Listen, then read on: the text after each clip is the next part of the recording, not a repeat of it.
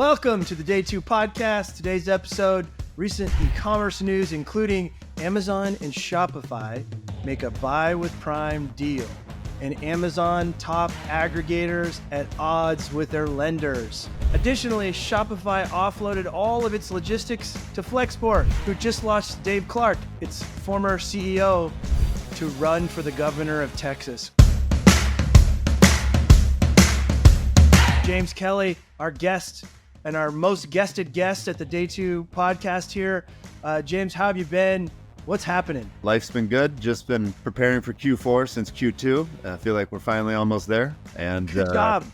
Yeah. You started at the right time. Q2 is when you start working for Q4. I know. It's like you finally have recovered from last Q4 and you got to start thinking about the next Q4. So, just in the never-ending cycle of e-commerce glory over here. And we feel like we're well prepped. So now we just got to buckle down and execute for a few months and then take a few days off. Is all your inventory ready to land in FBA by October? Is the date October 26th? I think that's their drop dead date. We just got a picture today of just boxes and boxes and boxes of clothes stacked in a warehouse in China. So, all the fingers are crossed. We're like making offerings to the gods of logistics and ocean liners and everything we can do. So we're hoping for the best. Excellent. I'll burn some incense over here to help you get that stuff in time as well. James, I think this is maybe your fourth or fifth episode. So happy that you have been able to make the time for us at Day 2. Always appreciate your comments. We got a couple of big type stories to talk about. But before we dive in, I know that you were an early adopter in Buy with Prime. And I know you're not using it for all of your brands on all of your .com websites, but roughly how many SKUs are you using it for? Have you seen the conversion rate improvements that the Amazon Buy with Prime folks talk about? And are you adding Prime customers to your customer list? How's it going? Yeah, so we first activated Buy with Prime almost a year ago on one of our brands. Woolly is kind of the breadwinner in our portfolio, and they just recently launched cart building. And it's a huge part of that business. And so we haven't had it there, and it's a little too close to Q4. So we're holding off until next year. Yeah, we've had it live for probably 10 months or more on two brands and probably somewhere around 50 to 100 different products. Okay. I think it was interesting. I had really high hopes. I remember the first day I turned it on, I had an order before I went to sleep.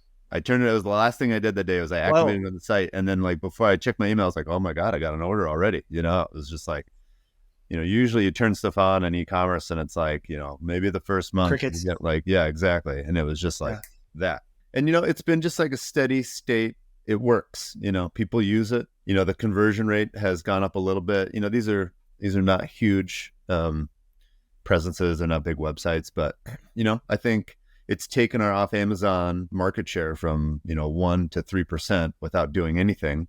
So, it's, I would say it's not insignificant, and we're not going to turn it off, and we're going to keep experimenting. And so it's definitely one of those things that's, you try it out and you're like, okay, there's something here to be determined, right? It's not I turned on Walmart this year and I was like, what am I doing with my time, right? I got to turn this off. I can't wait to turn this off. And Buy with Prime is in the other camp of, it's not the oh my God, home run. It's the, okay, let's keep watching. Let's keep trying. Let's keep experimenting. At Av7 here, we introduced the possibility of Buy with Prime for a client recently.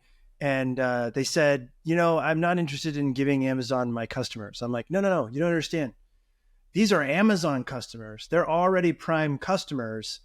And Buy with Prime is the only way that you can get that customer contact information into your database, into your email list. Are you able to track that in terms of how many of those Buy with Prime orders you capture the customer data so that you can remarket later or make as part of your greater DTC marketing plans? I got to re-up my knowledge of Buy with Prime because when we turned it on, one of the challenges is that it's an off-link checkout experience. And so it was really hard to calculate a conversion lift because you had to do kind of off the napkin math to figure it out, right? What's happening, who's really converting, and then it's kind of fuzzy math, and it wasn't playing into pixel rates, and the Shopify conversion wasn't representing it, and so the systems were definitely like really gum and duct tape kind of a situation. Like it definitely worked, and it was an easy checkout. But as far as the operator trying to be like, hey, is this a win or not? It was a little hard to tell. This new integration that they're touting, I haven't played with it yet, but it sounds like one of the big negotiating tactics was kind of like who gets what data, what's talking to whom. And the one thing I was actually curious about in the, reading some of the recaps was how savvy Amazon was to the fact that the harder this stuff is, the more portals there is, sellers aren't going to use it. It's all got to be native to Shopify. It's got to all work in one place. Like every time I have to log out, log into some other thing, figure out my password, go over here, do some weird math, make a separate Excel sheet. Every time that happens, it just becomes less likely I'm ever going to do it again. And so I think Amazon gets that, Shopify gets that, and they're just kind of fighting about how to make it work. I think there's a lot of TBD here, to answer your question.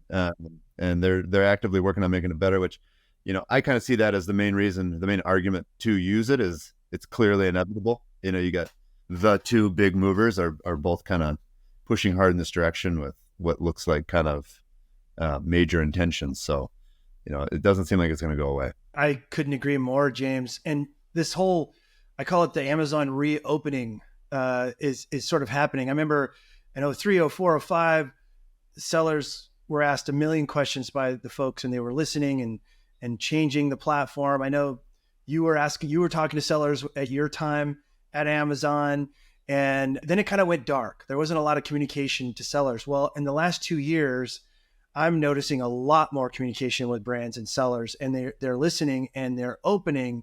Tomorrow we're recording our long form episode about the Amazon Accelerate conference, and it's very interesting. Amazon is being very savvy and understanding that in order to get this to work on Shopify and some of the other platforms, it has to be seamless, and they have to open up a little bit, and they have to give a little bit.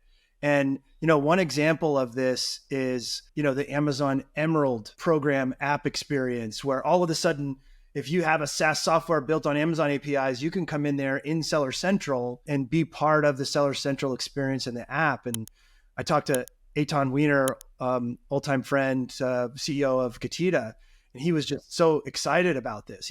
We were talking about it. I was like, can you imagine doing this 5 years ago? And he's like, no way. But James, there seems to be like this awareness at Amazon that they do need to open, and that it's good for them and for brands as well. Would you agree with that?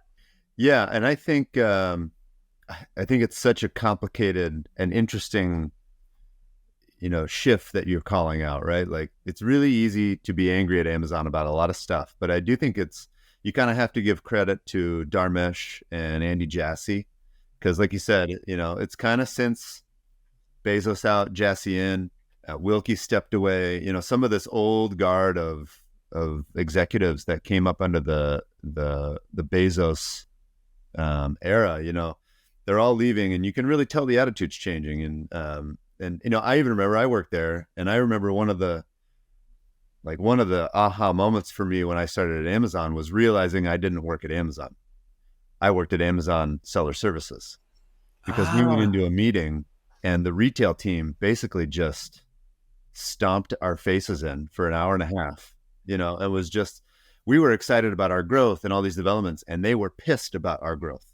And I realized, I was like, oh, they see this as the Amazon retail business, and that we are coming at them. And it created this, there was an insanely antagonistic and really kind of pugnacious spirit in Amazon at the time. And you could tell, when I left Amazon, you could tell as a seller, like, oh, I'm on the wrong end of that feeling, right? Like we are the second class customers at Amazon. And I think you can really tell that Dharmesh, and he even made a post on LinkedIn today talking about customer obsession, and that they consider seller partners to be under that umbrella.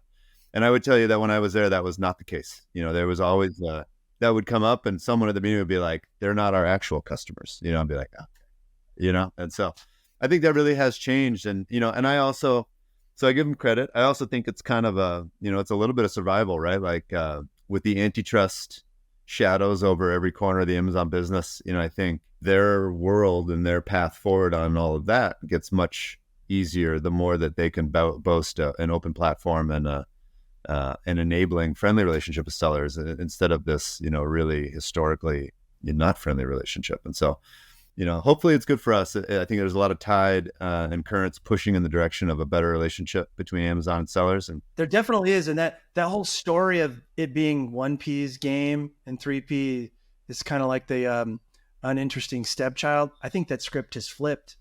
I really do. I mean, all you have to do is look at the growth that the third-party marketplace has driven over the last 4 years compared to 1P. My guess is third-party sellers are driving more profit dollars down to Amazon's bottom line than 1P. In fact, I think a lot of 3P sellers are financing some of the stuff going on at 1P.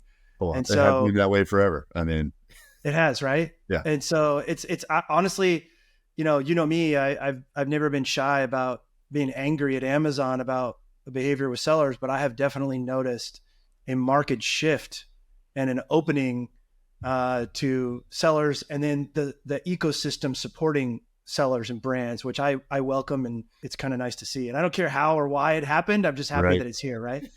No, it's like, as long as we're in the good graces of the gods of Amazon, then I think everything's good. But it does feel it's really starting to feel different. And, I was only Accelerate for a few hours, but the last 2 years it's felt like a very different ballgame. And I'm sure you can tell stories of seller conferences 10, 15 years ago where it was like, it was worse than the stepchild. You felt like you were having business conversations in dumpsters, like it was.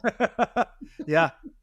Yeah. I actually remember a conference in New Orleans where it got so hot at the conference. This is one Amazon put on, that everyone just left. And I'm convinced that Amazon turned up the heat just to end it, because they were taking so much flack from sellers about how unhappy they were. That's definitely just hearsay, but I'm convinced it was bad. It was such a bad conference. The conference from a couple of weeks ago is it's amazing. And you could see how much they value sellers at this point. And it's like, again, it's welcome. And, I think that if you just literally just take your lens and you move it from 3 years to 15 years, Amazon's going to want a robust functioning marketplace in every country in the world. The hardest possible way to do that is to fire up 150 1P businesses. And the easiest possible way to do that is to fire up 150 3P businesses. And so I think they realized that their brand with sellers and their brand with entrepreneurs was really in the dumps, and that they needed to fix that. You didn't go and get good vibes at Amazon seller conferences. It was Stockholm syndrome and just, anger, right? Like it was vitriol. Yeah, like it was not good, and I used to run into my old colleagues that would have to go. They would get assigned to the conference, and you could tell they were just they were gearing up for some pain, and I was like, you guys can fix this. Exactly. They're like, I got to put my thick skin suit on to go out there amongst the seller crowd. Yeah. It's hilarious coming from Amazon, where you got to have your thick skin suit all the time. And I was like, well, you're mistreating everybody, so maybe try a little harder. It's a great segue back to the Shopify deal that was made with Amazon and the Buy with Prime platform.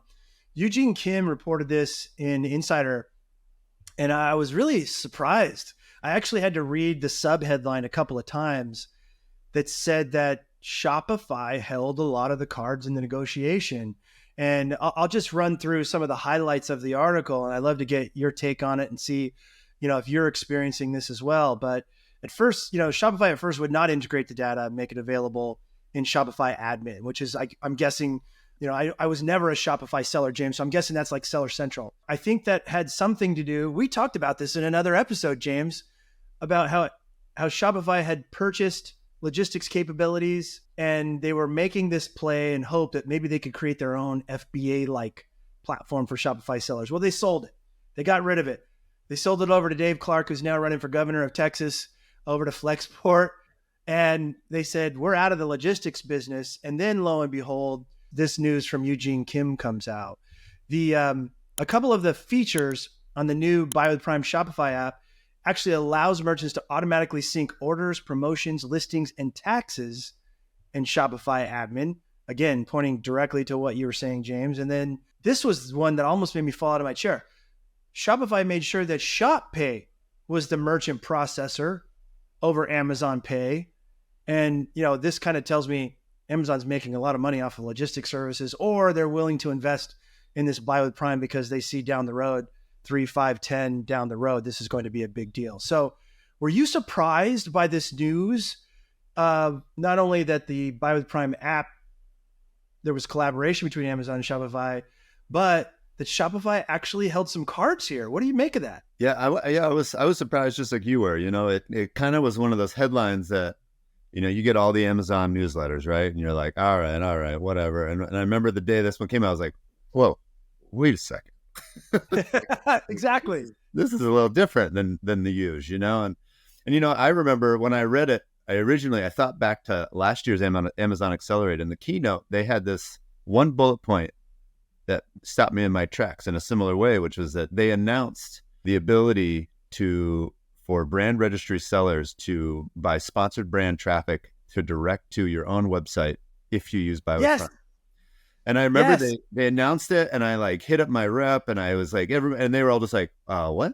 I don't know if that's real, and I was like, it was on the presentation, and they were like, I'll have to check. And then, it was kind of one of those things of like, maybe it got through somehow, but they weren't ready.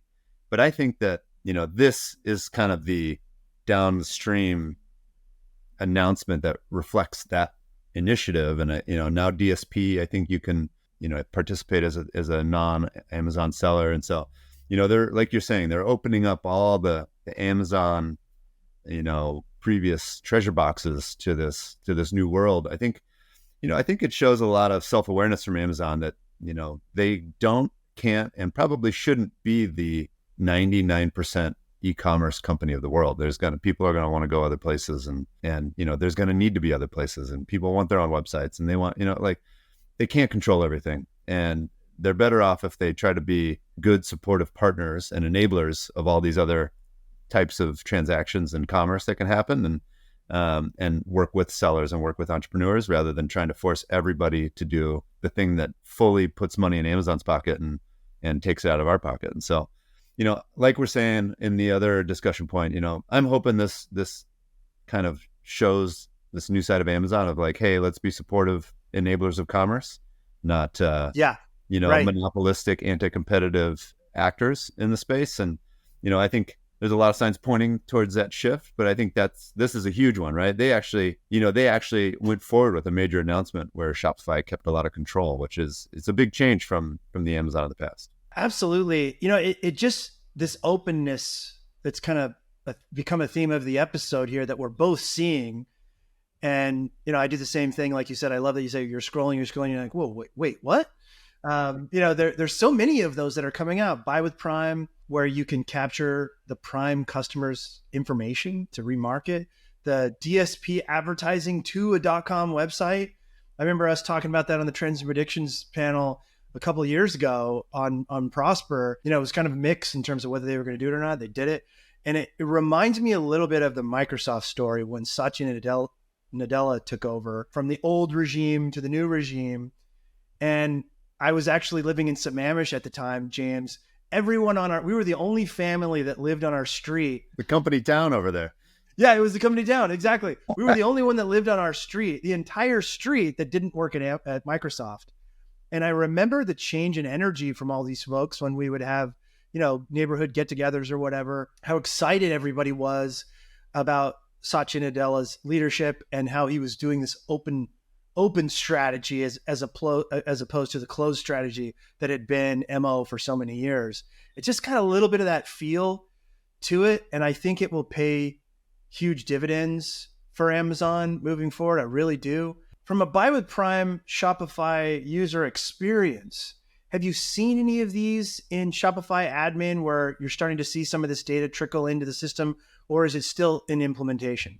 I think it's out there. I think I just haven't done it yet. And I think, and like I said, we haven't done the newest version of the integration with cart building and on all of that. Big changes to our website are pretty scary at this point. So, we're like treading really lightly with, especially going into Q4. This is like not the time to, try anything new. So I'm guessing when we talk again in Q1, I'll have a lot more kind of firsthand knowledge, but it's also one of the nice things about having a little bit of a portfolio of brands is, I kind of have my test kitchens, like my brands where I'll try stuff out. And if it kills conversion by 50%, it's just not, a needle mover. So that's kind of where I'm at, is it's in this real kind of test kitchen zone. I kind of think that Shopify, you can see in some of these articles where Shopify's treading really lightly too. And you can feel that kind of with the integrations that I've seen so far where, it's not like Shopify is like trumpeting this and, clearly like putting all their eggs in it. They're treating it very tentatively too. So,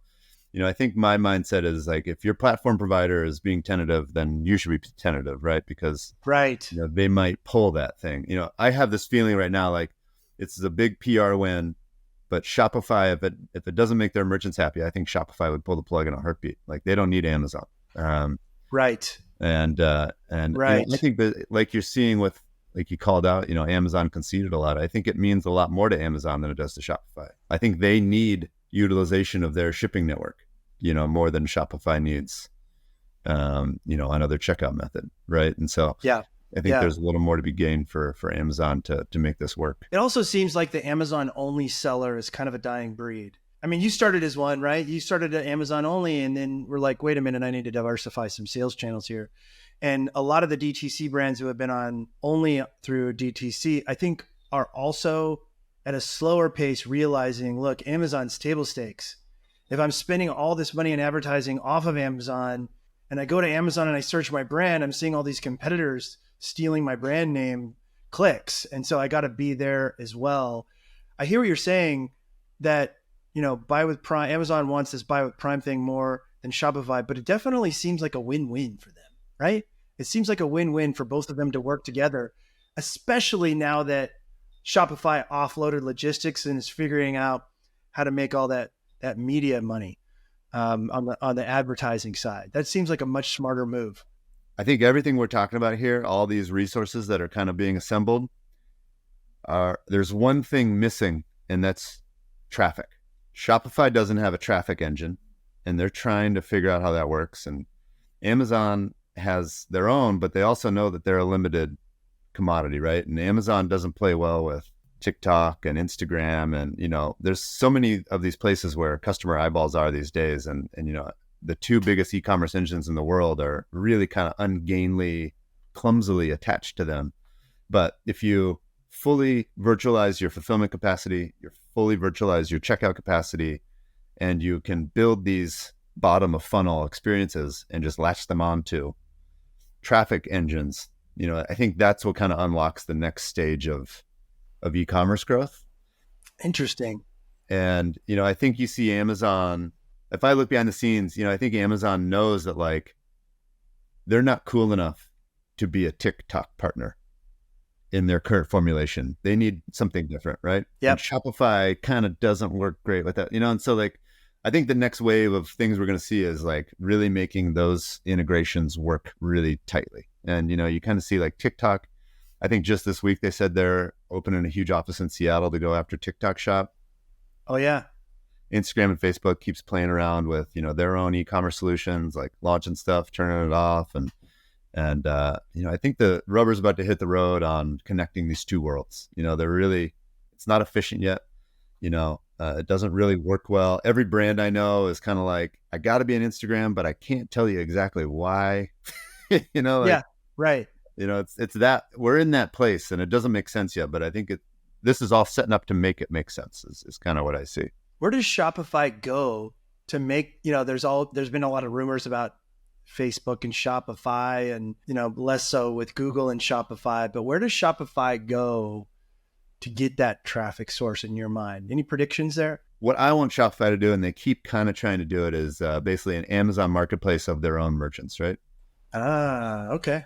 So launch a shopping experience. And they have it now. If you go to the Shop app, you can see like what's a local merchant to me. And, the problem is I just don't think people really use it. You can tell if you get sales and traffic from there, and it's still pretty tiny. So I would bet the 3-year plan at Shopify is how to turn that into a standalone shopping experience that works really well with like DTC stores that have their own shops. Like, do you remember when Bonobos opened their first store? Oh yeah. And it's like go into the store, you don't actually leave with anything. You try stuff on and you transact on the app, and they just ship it to your house. Yeah.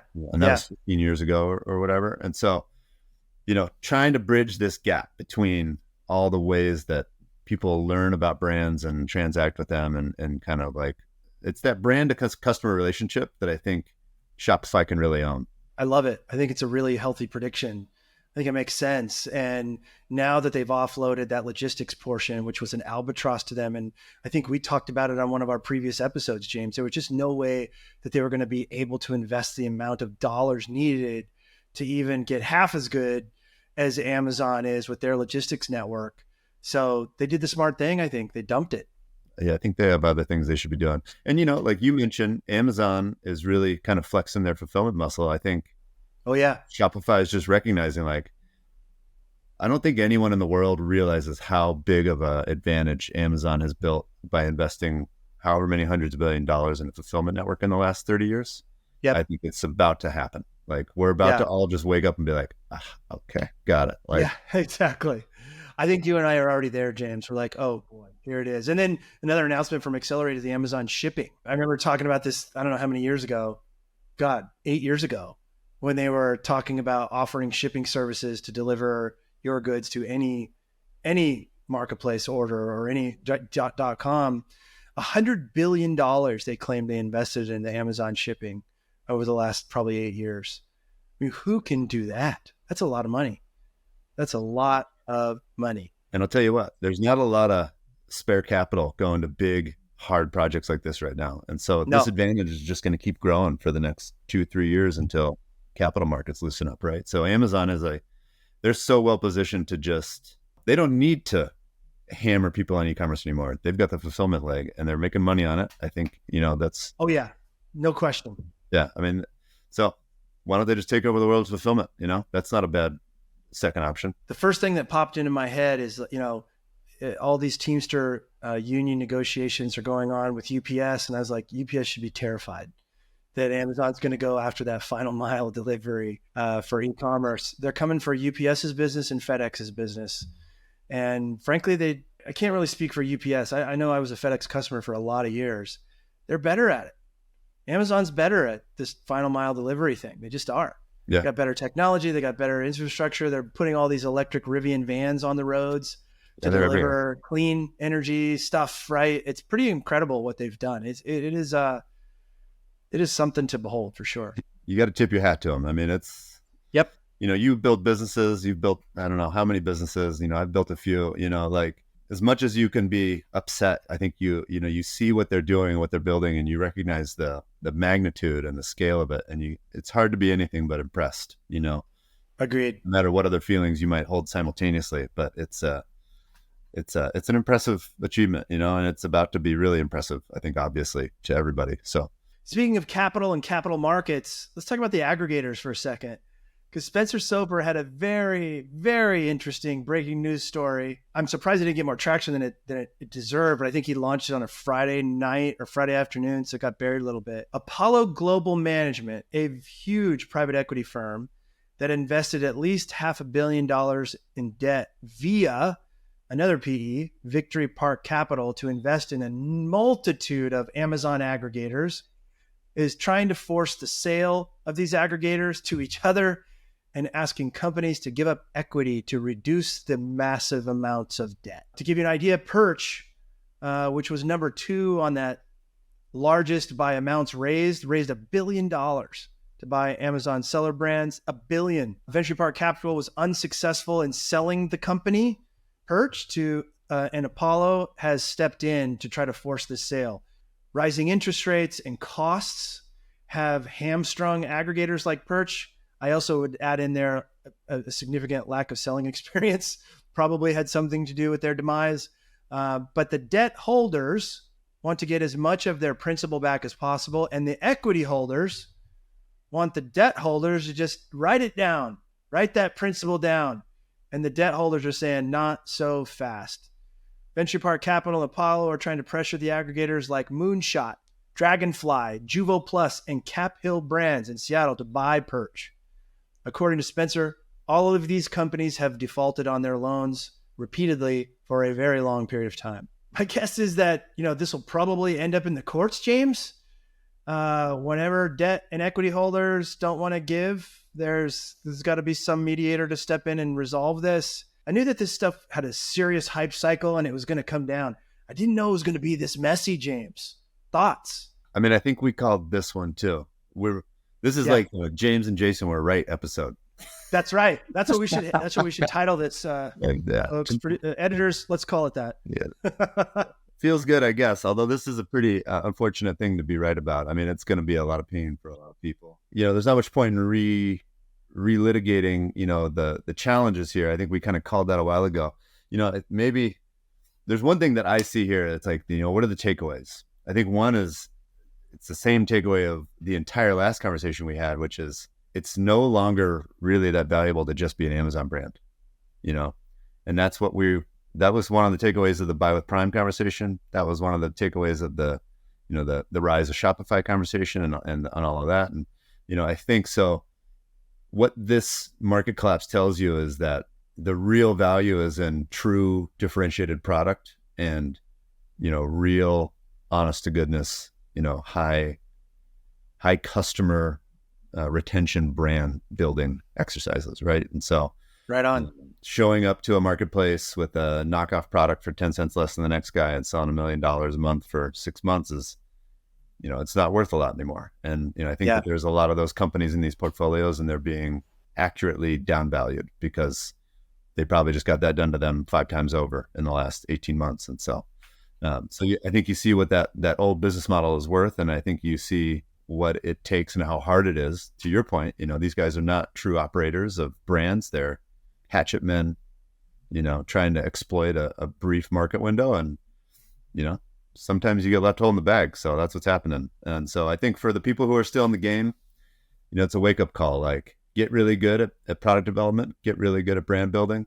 and, retrench for the next round because it's going to be a good, long, dark window. I think if you pay any attention to like the VC markets and everything that's been happening there, there's a very similar drawdown happening, all over the world of technology and investment right now. And so it's going to be a solid 18 to 36 months of pain and it's a survival game. And if you can keep growing through this and come out the other end, you're going to be in a good position. And, I think it might be a good time to start looking to purchase.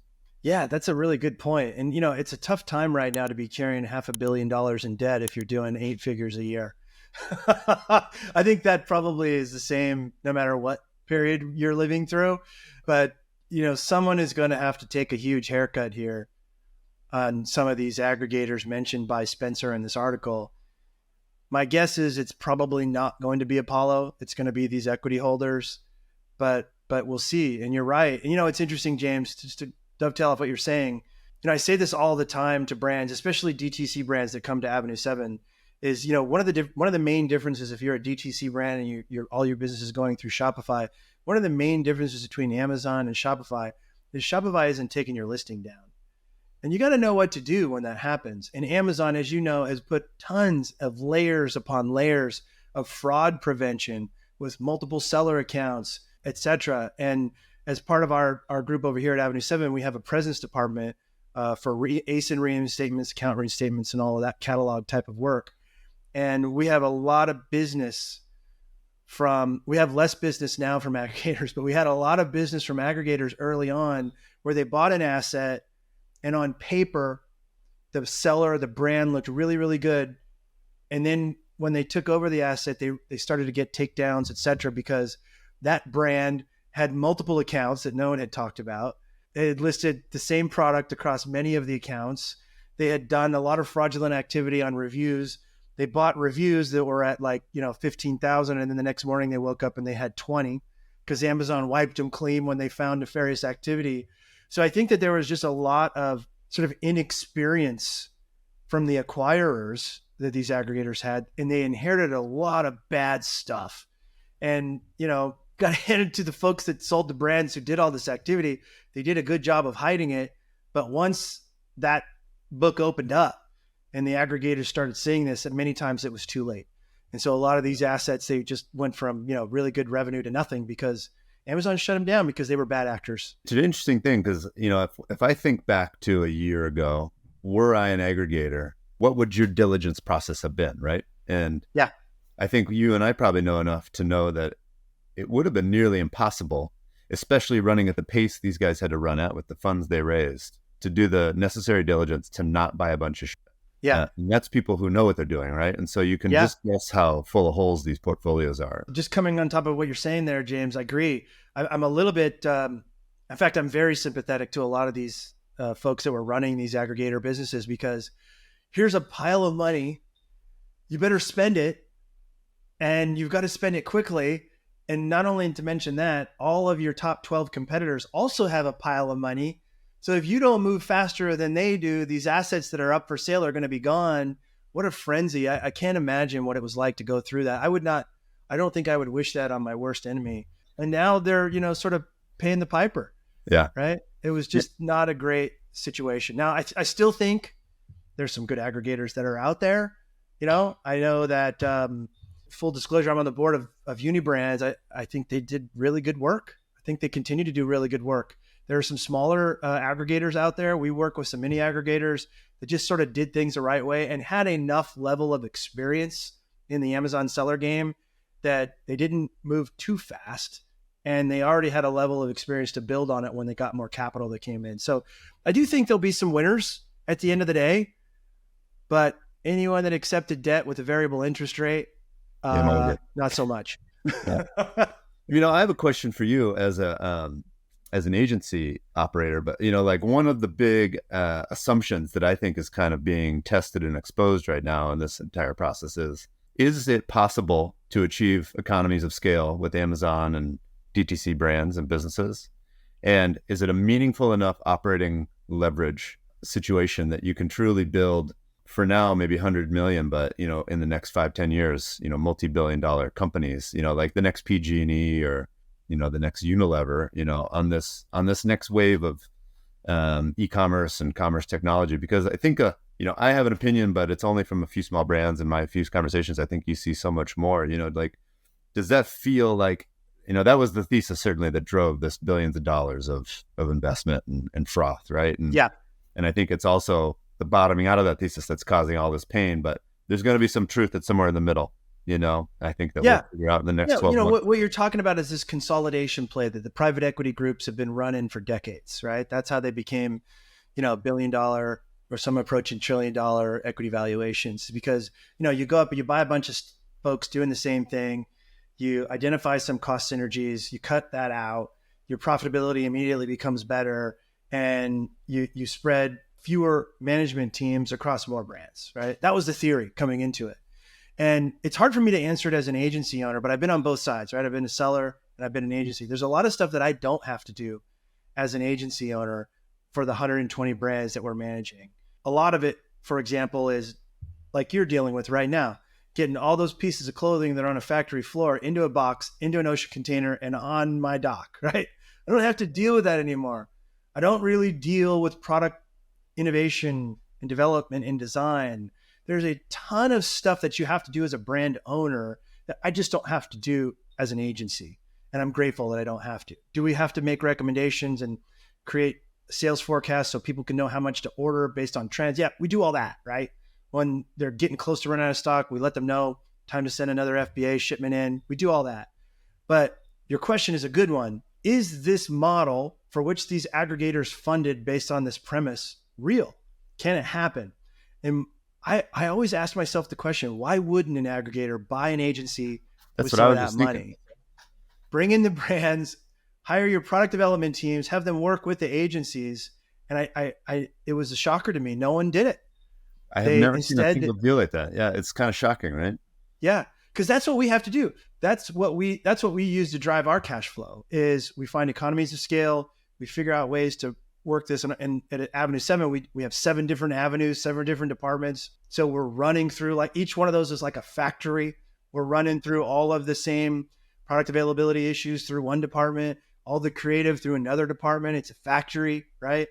And that's what it takes. And you also have to do the same thing in terms of your product design and development and all the other things in your inventory, physical management, et cetera. So it's a really great question. Do I think it could happen? Yeah, I think so. For the right kind of sort of agency model with the right CFO and really smart retail-backed inventory management folks with that kind of talent who know about seasonality and how to stay in stock and what to do when you miss and all that stuff. Absolutely.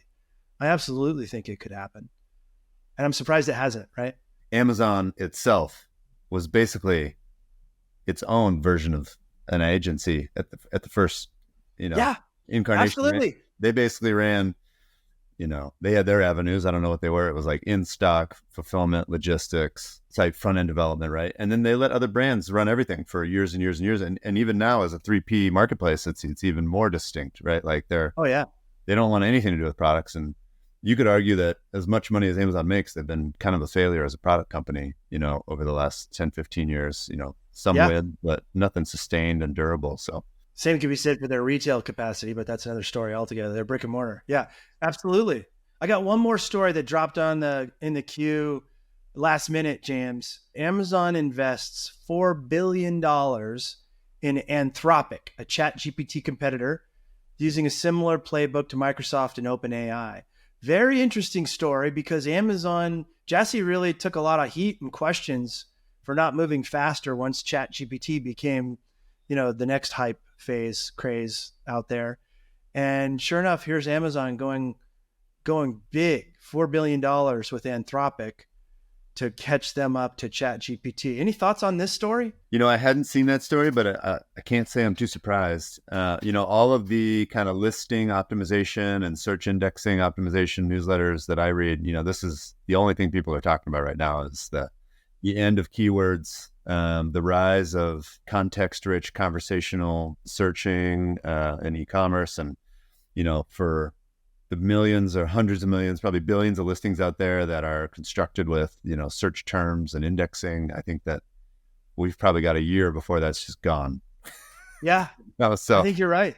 Yeah. It's like a total rethinking, this is basically, I'm just driving my catalog guy insane right now. Cause every day I send him a newsletter. I'm just like, change everything that you do right now. This is what's coming. He's just trying to keep up with Q4, but I think it's, I'm hoping that they won't do anything crazy going into Q4 and make our life insane. But I would bet you... they're gonna, James. I know. They're going to do something insane and just piss us off. But, I'm like, all right, I know I got to start thinking about it. Hopefully I have until January before, I really got to change anything hard. The ground's shifting under our feet right now. The LLM earthquake is starting to shake. It really is starting to shake. And the way I see it, I'm not so sure that the Gen AI piece at least, is going to replace a lot of workers who are needed to do some of this. I think it's going to allow them to do more. There is an seller around today that is doing everything that they could be doing. But if you layer in a little Gen AI in there to help them, like you said, identify keywords, spit out some even rough drafts that they could polish up as a brand owner, like only they can as the brand developers. In a lot of these other ways, for example, we used to do a ton of manual labor to just sort of collect product reviews and Q&A and return reason, sentiment analysis. Snap your fingers. Now you have all the information you need, not only on your product, but on competitors' product. That is insanely powerful to those who are willing to do it and use it. Certainly for us here at Avenue 7, we will have that information on every priority product for every one of our brands, and we'll be taking that back to the brand. That's really powerful. We would have to hire 560 people to do that process manually, right? And so we would do it on the hero products, but now we're going to be able to do it on those next, soon to be hero products and accelerate that growth. So I think that's the way where this is going. So don't feel bad, James, if you're just, waiting and seeing a little bit here. I think this is going to be something that will help your team do more that you always wanted to do and maybe just couldn't do it because of the labor constraints. What'll be interesting to me is that I feel like, this whole generative AI thing is only 10 months old at this point or something like that. Is it 10 months or 10 years? Because it feels like it's been around forever. I know. For the amount we've talked about it, it's definitely long in the tooth. But, the weird thing now is I feel like even in less than a year, in the same way that when you're flipping through a magazine, you'd be like, oh, this is an ad. This is not an article. You have something in your brain, the pattern matching is ad sensitive. Yeah. My brain is already getting LLM sensitive. You're like, oh yeah, this is a bullshit listing, yeah. And so figuring out ways, like you're saying, to get the efficiency out of it. And so it's enabling me to work more and do more, but to still have a listing that comes through as genuine and not BS. And I think the weird thing for a customer and for Amazon to figure out is that, it used to be extremely simple to tell what was a knockoff brand from China with a low chance of being a quality product. It's harder now. Those days are over. Yeah. Less and until your like LLM lens gets, really refined, and you'll be like, this is definitely a Chinese LLM listing, right? Like that one, so there's going to be, in the same way fake spot, and they have their whole thing, like they're going to now be telling, like, was this an LLM listing or is this a real listing? And I love that. It's going to be this new but changing way of, standing out even more subtly in a nuanced way. And, the same thing with your images, right? All these product images are AI generated now, but like, how do you stand out in that world? And, it's not something that's not too polished. Like it actually looks like a real person and not a fake person with fake stuff on. So it's going to turn everything upside down. This would be a fun one in a year to revisit. Let's do it. It would be a fun one to have predictions of everybody, who's in this space, and in a year to see how wrong we were. Let's do it. It. Well, James, in the final analysis, I think, honestly, this was the James and Jason were right episode. Our advice to Shopify on our previous episode was Shopify, you either go all in with logistics, find $100 billion to invest in your logistics, or cut it. And they cut it. They chose the latter, and were able to negotiate a strong deal with Buy with Prime. I think those negotiations are ongoing, but well done, Toby and team, I would say. Yeah. Amazon is opening up in order to continue growth beyond its own walls, and the strategy appears to be working. We both feel Buy with Prime, coupled with DSP ads even, are each big future growth channels for Amazon. That DSP ads, I'm looking at that thing, James, going, this is going to be massive. We are just I spent the last 2 weeks of my life learning about. Nice. If you need any help, let us know. With the aggregators, chickens are coming home to roost for some of these lenders. So many aggregators have defaulted on their loans for so long. PEs have lost patience. Expect a legal battle ahead, further consolidation in the space. We still think the idea of aggregators is a solid one with a better operational plan, perhaps. But these management teams got too much of a sugar high with inexpensive cash that all of a sudden got really expensive. James, thanks again for being on the show, for your terrific insights as always. You getting ready for ski season? What's next for you? Oh my God, I'm so ready. I booked a place up at the pass for the full winter, so I'll be slopeside living for the next 6 months. So next episode we'll have the mountain view in the background. Then it's gonna be singing better than this warehouse garbage. Yeah, it's gonna be beautiful. Awesome. Well, thanks as always, James. Looking forward to our next episode. Our most guested guest. Let's keep it rolling, James. All right. Can't wait to talk again, Jason. Thanks for having me. If you're ready to start growing and protecting your brand on Amazon with a team of experienced Amazon operators, you can visit us at day2podcast.com. That's day2podcast.com. And lastly, if you know anyone who would benefit from this podcast, please share it with them. Thanks for listening and happy selling.